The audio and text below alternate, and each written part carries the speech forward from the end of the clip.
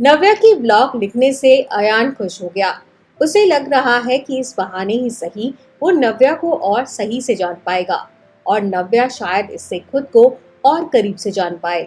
यही तो सोचा था नव्या ने भी ब्लॉग लिखते हुए, तब जब दिन भर सोने के बाद रात भर वो जागती रही। रेस्टोरेंट के लुक को लेकर खुश थी नव्या और उसके इस ब्लॉग में भी ये समझ आया अयान को, और इसी सुकून के साथ वो रात को सोया भी। अगले दिन सुबह अयान अपने वर्कशॉप के लिए तैयार हुआ और नव्या एक्साइटेड थी कॉलेज के बाद नानू के पास जाकर पेंटिंग बनवाने के लिए। ख्याल तो दोनों को आया बात करने का, पर टाइम नहीं होने की वजह से फोन नहीं कर पाए। अयान की वर्कशॉप बिल्कुल वैसी ही है जैसी उसने सोची थी। रेस्टोरेंट इंडस्ट्री के बड़े बड़े दिग्गज वहां मौजूद हैं। उसकी ट्रेनिंग के दौरान उसे क्या क्या सीखने को मिलेगा, इसका पूरा इंट्रोडक्शन उसे मिल रहा है।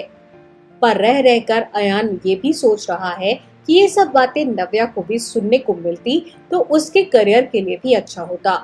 फिर अचानक अयान को ख्याल आया, क्यों ना वो इसके भी नोट्स बनाए और नव्या को दे दे। इस तरह बहुत ज्यादा नहीं पर काफी कुछ सीखने को मिलेगा उसे भी। दोपहर 1 बजे अपनी क्लास खत्म कर नव्या नानू के घर पहुंची।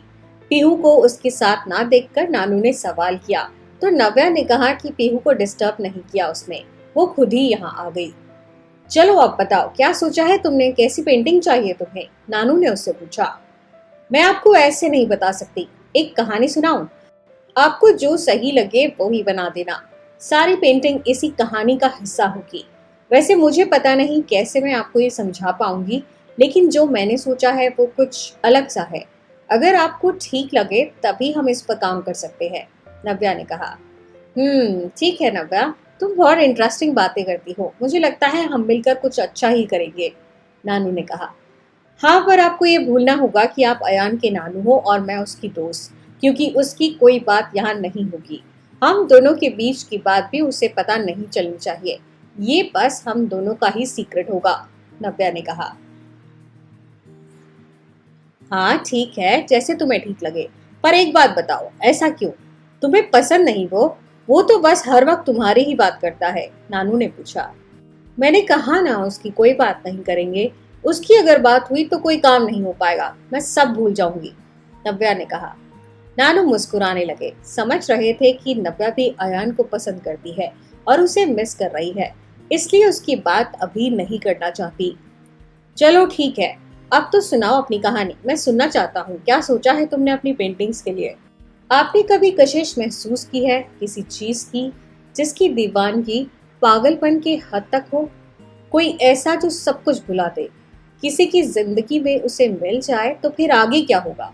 उसकी सोच समझ और उसके आसपास सब बदलने की कोई गुंजाइश ना हो, फिर भी सब बदल देने का मन करे, और ऐसा नहीं हो तो उसका क्या होगा? इसी पर है ये कहानी, नव्या ने कहा। हाँ कहो, बड़ी दिलचस्प लग रही है ये कहानी, मैं सुनना चाहता हूँ, नानू ने कहा। नव्या मुस्कुराने लगी। आज उसे लग रहा है कि वो सही इंसान से बात कर रही है। नानू की पेंटिंग्स के जरिए उसे अंदाजा हो गया कि जो भी वो कहना चाहती है वो नानू जरूर समझेंगे, तो शायद उसे वो पेंटिंग्स भी दे पाए जिसकी उम्मीद लेकर वो यहाँ आई है। नव्या ने आगे बोलना शुरू किया। कहीं किसी शहर में कोई भी दौर मान लीजिए, एक लड़की थी शायद 10-11 साल की, घर से दूर हो गई थी। उसे पता नहीं था उसे कहाँ जाना है, किससे बात करनी है। वो एक नहर के किनारे रो रही थी। सामने और आसपास पहाड़ थे जो उसे दिलासा तो दे रहे थे कि वो उसके साथ है, लेकिन उसका अकेलापन दूर नहीं कर पा रहे थे। रोते रोते उसे नींद आ गई और सपने में कोई दिखाई दिया। उसी की उम्र का एक बच्चा मुस्कुराता हुआ। उसके चेहरे पर चमक थी, जैसे वो कोई एंजल हो, वो उसे खुश करने के लिए आया हो। अपनी हंसी को उसने उस लड़की के चेहरे पर सजा दिया और कहा, बोलो क्या चाहती हो, क्या चाहिए तुम्हें कि तुम खुश रहो? मुझे मुझे एक घर चाहिए, उसमें सब चाहिए, प्यार की डोर से बंधे लोग चाहिए, ये अकेलापन नहीं झेला जाता। क्या तुम्हें भगवान ने भेजा है मेरे लिए? उस लड़की ने हिचकते हुए पूछा। हाँ, ऐसा ही कुछ समझो, पर जो तुम्हें चाहिए सब मिलेगा, बस विश्वास को खोने मत देना, एंजल ने कहा और सफेद धुएं में खो गया। लड़की ने आंखें खोली तो वो एक खूबसूरत घर में थी। उसके कमरे में धूप खिड़की से छनकर आ रही थी। बाहर से आती चिड़ियों की आवाज और घर में खाने की खुशबू सब उसका मन मोह रही थी। कमरे से निकलकर नीचे पहुंची तो देखा एक टेबल की चारों तरफ उसके अपने थे। रिश्तों की डोरी उनके आसपास थी और मुस्कुराहटों का सिलसिला जारी था। वाह, सच में बहुत खूबसूरत है ये कहानी। इस पर बहुत अच्छी पेंटिंग बन सकती है। आगे क्या है नव्या, आगे सुनाओ, फिर क्या हुआ? नानू ने पूछा। हाँ, आगे भी है, रुको अभी सुनाती हूँ, नव्या ने कहा। अब सब मिल तो गए, लेकिन फिर भी वो सपने वाला एंजल उसे याद आता रहा। सपने की बातें याद करते करते हर रात उसे देखने की उम्मीद में वो सोती थी, लेकिन वो दिखा नहीं। बहुत साल यूं ही गुजर गए। वो लड़की अपनी जिंदगी जी रही थी। सामने जो भी आया उसे कभी हंसकर कभी रोकर गुजार रही थी। एक वक्त फिर ऐसा आया जब एक बार फिर उसकी जिंदगी एक दोराहे पर खड़ी हुई। प्यार में धोखा मिला था। जो सोचा सब उसके उलट था। फिर से उसका आधार हिल गया था। कोई रास्ता सामने नहीं दिखाई दे रहा था। फिर एक बार उसे वैसे ही सपने में पहाड़ दिखाई दिए, जैसे बचपन में देखे थे। आंख में आंसू लिए सपने में फिर उसे ढूंढ रही थी, जो हर वक्त साथ होकर भी उसके साथ नहीं था। मुझे ढूंढ रही हो? मैं यही हूँ, कहीं नहीं गया। तुम चाहोगी तो सामने भी आ जाऊंगा, उस एंजल ने कहा। उस लड़की ने पीछे मुड़कर देखा तो सामने वो एंजल था, लेकिन वो बदला सा लग रहा था। उसका चेहरा अब और सुंदर और चमकदार हो गया था। वो भी अब बड़ा हो गया था, उसी की तरह जवान और खूबसूरत था। दोनों एक दूसरे को देखते रहे, जैसे कोई पुरानी पहचान हो। नजर के सामने जब कोई ऐसा आ जाए जो अजनबी होकर भी अजनबी ना लगे, तो दिल जोर से धड़कने लगता है। पर ये तो सपना है ना, कुछ भी सच नहीं। फिर ये कशिश क्यों महसूस हुई दोनों को? इससे वो अनजान थे। लड़की ने अपनी आप बीती सुनाई, खुलकर रोई और फिर पूछा, ये क्यों हुआ मेरे साथ? मैंने तो किसी के साथ बुरा नहीं किया, फिर ये तकलीफ क्यों? ये तो सवाल ही गलत है। कुछ भी जो वो करता है वो उसे ही पता है। उसके फैसले पर सवाल नहीं उठाते। जो आज समझ नहीं आ रहा वो कल समझ आएगा। लेकिन यही जिंदगी है और वो जानता है वो क्या चाहता है और क्या सही है तुम्हारे लिए, एंजल ने कहा। तो अब मैं क्या करूं? कहाँ जाऊं? कोई रास्ता नजर नहीं आ रहा। मुझ पर भरोसा है तो जाओ, खुश रहो। अपनी नहीं तो दूसरों की खुशियों में खुश हो। तुम्हारी खुशियां खुद तुम्हारे पास चलकर आएंगी, एंजल ने कहा। विश्वास उस एंजल की आंखों में देखकर उस लड़की ने फिर सुकून से आंखें बंद कर ली। लड़की तो अपनी दुनिया में वापस आ गई और फिर से जीने की वजह ढूंढने लगी। लेकिन एंजल अब रास्ते से भटकने लगा। अपने दायरे को चुनौती देने का मन होने लगा उसका। उस लड़की की कशिश उसे भी उसकी राह से अलग कर रही थी। जो बात वो उस लड़की को समझा रहा था उसे खुद समझ नहीं आ रही थी। एक दिन बिना सपने के ही वो उस लड़की के सामने खड़ा था। लड़की उसे देख नहीं पा रही थी, लेकिन वो उसे देखता रहा। अपनी बेख्याली में एक बार तो छूने की कोशिश भी करने लगा, लेकिन इसकी इजाजत नहीं थी उसे। वो इंसान नहीं था, वो तो भगवान का भेजा एंजल था, जो उसकी मदद के लिए भेजा गया था, उससे प्यार करने के लिए नहीं। एंजल का हाथ लड़की की तरफ बढ़ने लगा, पर ऐसा कैसे हो सकता था? ये तो कुदरत के नियमों के खिलाफ था। बिजली चमकी, बादल गरजे और एक जोर से झटका लगा। सब उथल पुथल हो गया। अगले ही पल एंजल भगवान की अदालत में था। उसकी गलती की सजा उसे दी जा रही थी। उसे अब अकेले रहना था, हमेशा के लिए। किसी को वो कभी मिल नहीं पाएगा। किसी के सपने में जाकर उसे दिलासा नहीं दे पाएगा। किसी को कह नहीं पाएगा कि भगवान का फैसला ही सही है। लेकिन आज वो खुद से पूछ रहा है कि ऐसा उसके साथ क्यों हुआ। उसने तो बस प्यार किया, भगवान की सबसे खूबसूरत और जरूरी चीज, प्यार। फिर क्यों? पर आज एक और बात उसे समझ आ गई कि उसकी मर्जी के आगे किसी की नहीं चलती। पर इस दिल का क्या करे? इसकी कशिश तो अकेले रहने से भी कम नहीं होती। किसी सजा से प्यार कम नहीं होता। नव्या कहते कहते चुप हो गई। वो जैसे उस कहानी में खो सी गई। फिर आगे क्या हुआ नव्या? आगे भी तो कुछ होगा ना? ये कहानी यहाँ खत्म नहीं हो सकती। क्या सोचा तुमने आगे, बताओ, नानू ने कहा। पता नहीं, यहाँ से आगे कुछ समझ नहीं आ रहा। अगेन पता नहीं, यहाँ से आगे कुछ सोचा नहीं। वैसे भी जब ये हो गया और क्या हो सकता है, आप ही बताओ। नव्या ने कहा। नानू नव्या को देखकर मुस्कुराने लगे और फिर कुछ सोचने लगे। काफी देर तक वो कुछ सोचते रहे, कुछ बोले नहीं। इस बीच नव्या के पापा का फोन भी आया और नव्या नानू को बाय करके वहां से चली गई। नव्या तो चली गई, लेकिन नानू उसकी कहानी के बारे में सोचते रहे। अपना पेंट ब्रश उठाकर वो पेंट भी करने लगे ताकि उस वक्त हो रही फीलिंग्स को वो कैनवस पर उतार सके।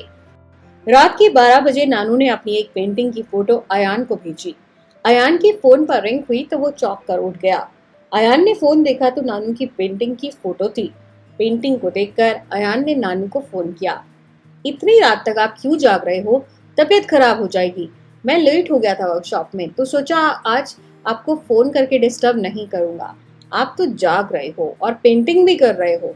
वैसे ये बहुत अच्छी पेंटिंग है और बहुत अलग भी। ये है क्या नानू? ऐसा लग रहा है इसके पीछे कोई कहानी है। अयान ने कहा। हाँ, कहानी तो है, पर अभी बताने को मना किया है, नानू ने कहा। ओह, तो जरूर नव्या के लिए आपने पेंटिंग बनाई है। पता है कल से उसने मुझसे बात नहीं की। अजीब है वो भी, पता नहीं क्या सोचती रहती है, अयान ने कहा। अजीब नहीं, अयान थोड़ी अलग है। बहुत समझदार है वो, लेकिन थोड़ा बचपना है, उसकी उम्र है इसलिए। पता है उसकी बातें कुछ और ही तरह की है। मैं रोक नहीं पाया आज खुद को पेंटिंग बनाने से। अभी और बनाने का मन है, लेकिन रात ज्यादा हो गई है, नानू ने कहा। नानू, आप भी आ गए उसकी बातों में। क्या कहा उसने? अयान ने पूछा। नहीं बता सकता, उसने मना किया है। चलो तुम सो जाओ, काफी रात हो गई है। ठीक है नानू, कल बात करते हैं, अयान ने कहा और फोन काट दिया। अयान नानू से बात करने के बाद फिर नव्या के बारे में सोचने लगा। थोड़ी देर में उसे नींद भी आ गई। रात के 1:30 बजे थे जब अयान का फोन बजा। वो झटके से उठा तो देखा नव्या की कॉल थी। आधी नींद में धीरे से अयान ने हेलो कहा। अरे, सो गए थे क्या? नव्या ने पूछा। सुबह हो गई क्या? क्या टाइम हुआ है नव्या? अयान ने पूछा। अभी तो बस 1:30 बजे है, नव्या ने शरारत से कहा। अयान शौक में उठकर बैठ गया और अपना सिर पकड़ लिया। तुम, क्या करूं तुम्हारा? मुझे डांट दिया उस दिन। 2 दिन से बात भी नहीं की और अब रात को 1:30 बजे पूछ रही हो सो गए क्या? क्या है ये नव्या? अयान ने पूछा। तुमने मुझे क्यों नहीं बताया कि वो तुम्हारे नानू है? गलती की तो सजा तो मिलेगी ही, नव्या ने कहा। हो गई तसल्ली तुम्हें मुझे परेशान करके। चलो अब ये बताओ, इतनी रात को क्या बदमाशी चल रही है? तुम हो कहाँ? पीछे बहुत आवाजें आ रही हैं। मैं पीहू के घर हूँ, अंकल आंटी बाहर गए हैं कुछ दिनों के लिए तो मैं यहीं हूँ, रात में पीहू के पास। पीहू मेरे पीछे पड़ी है कि मैं तुमसे बात करूँ, इसलिए फोन कर दिया। उसको लग रहा है कि तुम मेरी इतनी मदद कर रहे हो, नानू भी इतने अच्छे हैं तो मुझे तुमसे बात करनी चाहिए। और वैसे भी पीहू को नींद आ रही है, उसे सोना था, इसलिए मुझे कहा कि मैं तुम्हारे साथ अपना टाइम पास करूं, नव्या ने कहा। अच्छा, तो पीहू के कहने पर फोन किया तुमने? तुम्हें कोई बात नहीं करनी मुझसे? अयान ने पूछा। वो छोड़ो, ये बताओ अब तुम्हारी नींद पूरी तरह से खुल गई है ना? नव्या ने पूछा। हाँ, अब तो मैं सुबह तक बात कर सकता हूँ, बोलो, अयान ने कहा। अब क्या बोलूं, मेरा काम तो हो गया, तुम जाग गए ना। अब मैं सो रही हूँ, मुझे नींद आ रही है, गुड नाइट, नव्या ने कहा। नव्या, अभी इतनी जल्दी कैसे? अब रुको, बात करो मुझसे, अयान ने कहा। ठीक है, वैसे भी पीहू सोने चली गई। अच्छा बताओ, कैसा चल रहा है वहाँ? वर्कशॉप कैसी चल रही है? नव्या ने पूछा। सब ठीक है नव्या, तुम बताओ नानू से क्या बात हुई? वो पेंटिंग बना रहे हैं। मेरी बात हुई थी, उन्होंने कहा तुमने उन बात करने को मना किया है, अयान ने कहा। वो बस यूं ही मस्ती कर रही थी। मैंने उन्हें एक कहानी सुनाई जो हमारी पेंटिंग की थीम होगी। बस उन्हें अच्छी लगी तो वो बना रहे हैं अब पेंटिंग उसी पर, नव्या ने कहा। अच्छा, कौन सी कहानी? मुझे भी सुनाओ, अयान ने कहा। नव्या ने पूरी कहानी अयान को सुनाई। अयान बहुत ध्यान से उसे सुनता रहा और सोचने लगा कि नव्या ने ऐसी कहानी सोची कैसे। नव्या की कहानी खत्म हो गई थी, लेकिन अयान चुप रहा। शायद उसकी कहानी को महसूस कर रहा था। जब काफी देर तक कोई आवाज नहीं आई तो नव्या ने अयान से पूछा कि वो जाग भी रहा है या कहानी सुनते सुनते सो गया। हाँ हाँ, जाग रहा हूँ। तुम्हारी कहानी कुछ अधूरी लगती है। ये इतने ट्रेजिक एंड पर खत्म कैसे हो सकती है? कोई हैप्पी एंडिंग होनी चाहिए, अयान ने कहा। हाँ, नानू भी यही कह रहे थे, इसके आगे कुछ होना चाहिए, पर मुझे समझ नहीं आ रहा। तुम बताओ क्या हो सकता है इसके आगे? ये तो दोनों की किस्मत है, एक साथ तो कभी नहीं रह सकते, क्योंकि दोनों बहुत अलग हैं। तो फिर हैप्पी एंडिंग क्या होगी? नव्या ने पूछा। मुझे लगता है भगवान उन्हें कभी अलग नहीं करते जो सच्चा प्यार करते हैं। कहीं ना कहीं किसी न किसी मोड़ पर वे फिर मिलते हैं और वहां से उनकी अधूरी कहानी पूरी होती है। नव्या, साथ रहना जरूरी नहीं है, साथ होना जरूरी है। कोई दिल से साथ हो तो कितना भी दूर क्यों ना हो, साथ ही रहता है। जैसे इस कहानी में ये हो सकता है कि वो एंजल अपनी सजा चुपचाप काटता रहा, लेकिन जैसे उस लड़की को बार बार उसकी याद परेशान कर रही थी, फिर उसी के बारे में सोचने लगती है। और जब वो बहुत समय तक उसके सामने नहीं आता, तो वो उसी पहाड़ पर पहुंचकर कुछ ऐसा करने की सोचती है जिससे उसकी सारी तकलीफें खत्म हो जाएं। पहाड़ के ऊपर एक गहरी खाई के किनारे खड़े रहकर आखिरी बार अपनी आंखें बंद कर उसी एंजल के बारे में सोच रही है। भगवान तो जानता है ना कि ये उसका अंत नहीं है, तो वो फिर एक बार नया खेल खेलता है। एंजल की तपस्या का फल उसे मिलता है। उसके अंधेरे में रोशनी की एक किरण जगती है जो उससे कहती है कि जाकर उस लड़की को आखिरी बार देख ले, उसे बचा ले, क्योंकि अगर वो नहीं होगी तो भगवान से विश्वास भी उठ जाएगा लोगों का। उस एंजल को भरोसा नहीं हुआ। वो सीधा भगवान के पास गया और पूछा कि उन्होंने क्यों ये मौका दिया उसे, क्यों नहीं वहीं इस कहानी को खत्म कर दिया, क्योंकि अब भी उसके पास ऐसा कोई जरिया नहीं जो दोनों को हमेशा साथ रख सके। भगवान मुस्कुराए और कहा, तुम उसके रास्ते की रोशनी हो जो उसे हर अंधेरे से बाहर लाकर नई दिशा दिखाती है, और तुम हमेशा वहीं रहोगे। जाओ, उसे इसका एहसास कराओ। आखिरी बार जाओ और उसे वो दे दो कि फिर उसे कभी तुम्हें ढूंढना ना पड़े। इस बार तुम चाहो तो उसे छू भी सकते हो। जाओ, ये तुम्हारी भी मुक्ति होगी, क्योंकि प्यार ही हर सफर का अंत है। जिसे ये मिल गया उसे और कुछ नहीं चाहिए। एंजल को जो चाहिए था उसे मिल गया। वो उस पहाड़ के पास पहुंचा। दूर से देखा पहले, सफेद कपड़ों में पहाड़ पर खड़ी वो लड़की उसे किसी फरिश्ते से कम नहीं लग रही थी। उसके खुले लंबे बाल हवा से बातें कर रहे थे। आंखें नम थी, शून्य में देखती हुई। कोई उसके साथ नहीं था, बिल्कुल अकेली थी वो। उसके मन में उथल पुथल मची थी, जिसकी आवाजें उस एंजल को सुनाई दे रही थी। मन को जो अच्छा लगता है वही सबसे दूर क्यों होता है? सब कहते हैं हम साथ हैं, पर कोई साथ लगता क्यों नहीं? क्या यही जिंदगी है, आधी अधूरी सी, समझौतों के दम पर टिकी? अगर ऐसे ही रहना है यहाँ, तो फिर रहना क्यों है? खुद अधूरे रहकर किसको पूरा किया जा सकता है? ये और ऐसे बहुत सारे सवाल उस लड़की के मन में चल रहे थे, जो धीरे धीरे उसके पास आते एंजल को सुनाई दे रहे थे। वो जानता था कि सबसे मुश्किल काम है उसके लिए, फिर भी उसे करना तो था। उसने उस लड़की का हाथ पकड़ा और उसे किनारे से पीछे ले गया। लड़की पहले अपने हाथ को और फिर उस एंजल को हैरानी से देखने लगी। अब क्यों आए हो? सब खत्म हो गया। मैं जीना नहीं चाहती। चलो जाओ अपनी दुनिया में वापस, उस लड़की ने कहा। जाना तो है मुझे, तुम्हें आखिरी बार देखने आया हूँ। जानता हूँ इसका कोई मतलब नहीं, पर फिर भी कुछ कहना है तुमसे। मैंने वो महसूस किया तुम्हारे साथ जिस पर मेरा हक नहीं। हम क्यों हो गए ऐसे पता नहीं, पर ये पता है कि तुम इस पल में जो सोच रही हो वो सही है। मैं और तुम एक नहीं है, अलग कभी थे ही नहीं और ना कभी होंगे। पहली बार तुम्हें छू कर देख रहा हूँ, पर लगता है बरसों से ये हाथ मेरे हाथ में ही है। बह जाने दो इन आंसुओं को जो तुम्हारी आंखों में है, मत रोको। कोई कुछ भी कहे, तुम सबसे ऊपर हो। तुम्हें खुश करने के लिए ही भगवान ने मुझे भेजा है।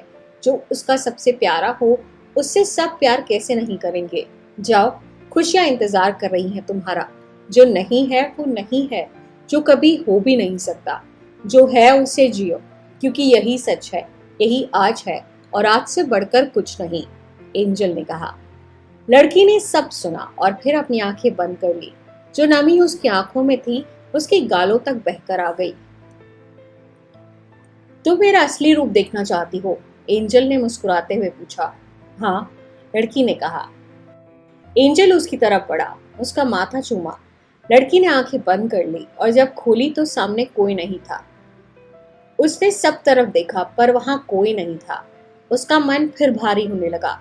उसे लगा उसने एंजल को खो दिया, पर अगले ही पल एंजल उसके सामने था, अपने असली रूप में। सफेद रोशनी के आगे खड़ा था वो। उसके आसपास सब चमक रहा था। उसने बताया कि वो एंजल है, हर किसी के पास भगवान नहीं पहुंच सकते, तो ये काम उनके जैसे एंजल करते हैं। उसने ये भी बताया कि ये उनकी आखिरी मुलाकात है। इसके बाद वो कभी उसके सामने नहीं आएगा, पर इसका मतलब ये नहीं कि उसकी जिंदगी में खुशियां खत्म हो गई। अब यहाँ से आगे उसे अपनी खुशियों को खुद ढूंढना होगा। जहाँ भी उसका दिल चाहे वहाँ पूरे विश्वास के साथ बढ़ना होगा। जब भी वो किसी के बारे में कुछ अच्छा सोचेगी, उसकी खुशियाँ उसके करीब आती जाएंगी। लड़की उसे देखकर मुस्कुराने लगी। पर अगर मैं कहूँ कि मेरी खुशियाँ तुमसे जुड़ी हैं, तो क्या तुम रुक जाओगे? एंजल को इस सवाल का जवाब देना भारी पड़ रहा था। वो तो खुद चाहता था कि वो रुक जाए, पर रुकने की इजाजत उससे नहीं है। नहीं, मैं नहीं रुक सकता। पर अगर तुम देखोगी तो हर जगह तुम्हें दिखाई दूंगा। बस कभी निराश मत होना। तुम्हें मुस्कुराकर हर दिन गुजारना है और अपनी जिंदगी के मकसद की तलाश करनी है। तो ये अंत था उन दोनों की कहानी का, लेकिन इसका मतलब ये नहीं कि उनका प्यार खत्म हो गया। वो तो है और रहेगा हमेशा। जब भी कोई उस लड़की को दिल से दुआएं देगा, उसकी आंखों में उसी रोशनी की चमक होगी जो एंजल की है। और जब भी वो लड़की मुस्कुराएगी, एंजल अपने अंधेरे में कुछ रोशन होते देखेगा। अब बताओ नव्या, ये एंड अच्छा है कि नहीं? अयान ने पूछा। 1 मिनट पहले कहानी से बाहर तो आ जाऊं, नव्या ने धीरे से कहा। ओ ये बात है, आज तुम मेरी बातें सुनते सुनते खो गई। तो अच्छा है ना नव्या? अयान ने हंसते हुए कहा। हम कल बात करें इसके बारे में, अभी बहुत लेट हो गया है और मेरे पास बोलने को कुछ नहीं, नव्या ने कहा। ठीक है नव्या, जैसा तुम्हें ठीक लगे, अयान ने कहा और फोन काट दिया। अगले दिन सुबह से ही नव्या अयान को फोन करने लगी, लेकिन उसका फोन स्विच ऑफ आ रहा था। दोपहर तक कोशिश करती रही, लेकिन बात नहीं हो पाई। कॉलेज में भी नव्या का मन नहीं लग रहा। पीहू उसे ऐसे देखकर कई बार उससे सवाल कर चुकी है कि वो किस सोच में गुम है।